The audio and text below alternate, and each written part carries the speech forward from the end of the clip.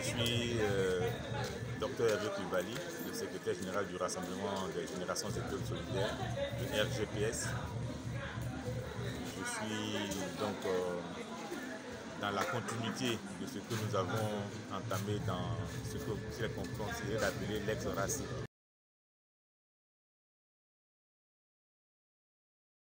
Nous avons acquis un siège qui est situé à la Riviera 2 parce que quand nous avions transformé le RACI en RGPS, nous avons quitté donc le domicile qui servait de permanence à l'époque, donc l'ancien président du RACI.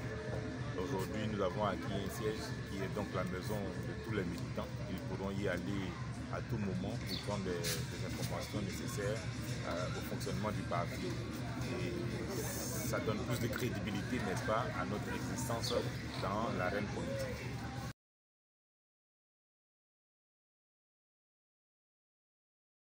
Nous parlions de réclamer le retour de Guillaume Soro dans un esprit de réorganisation. Vous allez bien me permettre de parler de fusion. Vous savez très bien que dans la galaxie, il y a divers mouvements, divers partis politiques et diverses associations qui sont, n'est-ce pas, autour du président Guillaume Soro.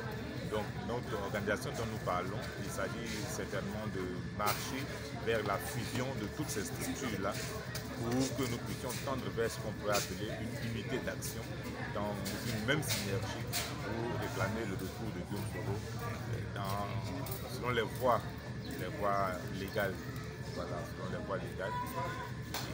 Mieux nous serons organisés en une seule entité pour répondre aux différents mots d'ordre, mieux nous faciliterons, n'est-ce pas, le retour du président Guillaume Soro.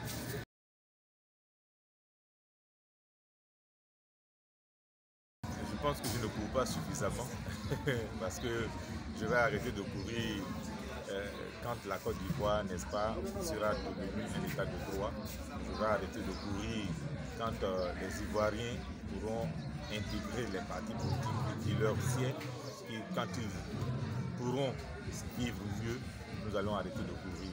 Mais en réalité, c'est une course pour la démocratisation de notre pays. Il n'est pas normal que les valeurs intrinsèques que nous ont laissées se faire foyer soient foulées aux pieds. Et il n'est pas normal qu'aujourd'hui, la cherté de la vie ne soit pas au cœur de la réflexion des uns des autres, mais plutôt des querelles de clochers politiques qui nous gênent énormément. Nous continuerons de courir tant que la Côte d'Ivoire ne vivra pas mieux. Voilà, nous sommes des combattants pour la quête d'un état de droit et vraiment c'est notre préoccupation majeure. Parmi nos différentes revendications, entre autres, vous comprendrez avec moi qu'il est urgent que notre leader, le président Guillaume Soro, puisse regagner sa terre natale en tant que notre leader, que nous menions ensemble ce combat-là. Parce que nous avons la ferme conviction que la décision de justice du 23 juin dernier n'est qu'une décision politique, motivée politiquement. Voilà. Et donc nous pensons qu'il y aura forcément une solution politique et que la sagesse animera au plus haut sommet les responsables du pays, de sorte à ce que les Ivoiriens vivent mieux ensemble et que nous soyons tous tournés vers le développement de notre pays. C'est le plus important, c'est le plus urgent.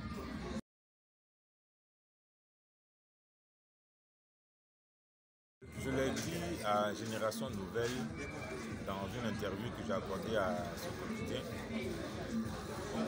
Nous aurions pu apprécier, n'est-ce pas, la démarche, la forme, la démarche que le ministre Alain Le Bouillon a entreprise en voulant concilier les différentes positions entre le président Alassane Ouattara et le président Guillaume Soro.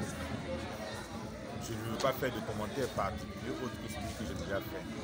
Je serai dans une lutte, je serai respectueux de la hiérarchie, je serai à l'aise de demander, d'informer à la limite celui pour qui je dois entreprendre une telle démarche.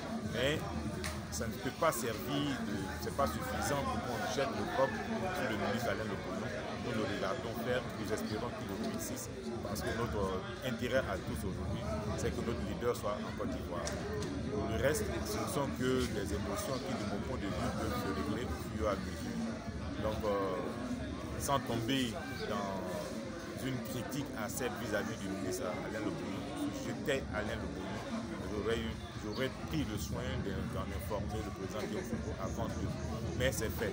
Puisque c'est fait, on le laisse aller jusqu'au bout de sa logique en espérant, n'est-ce pas, qu'il ait raison sur les critiques négatives qui fusent de toutes parts.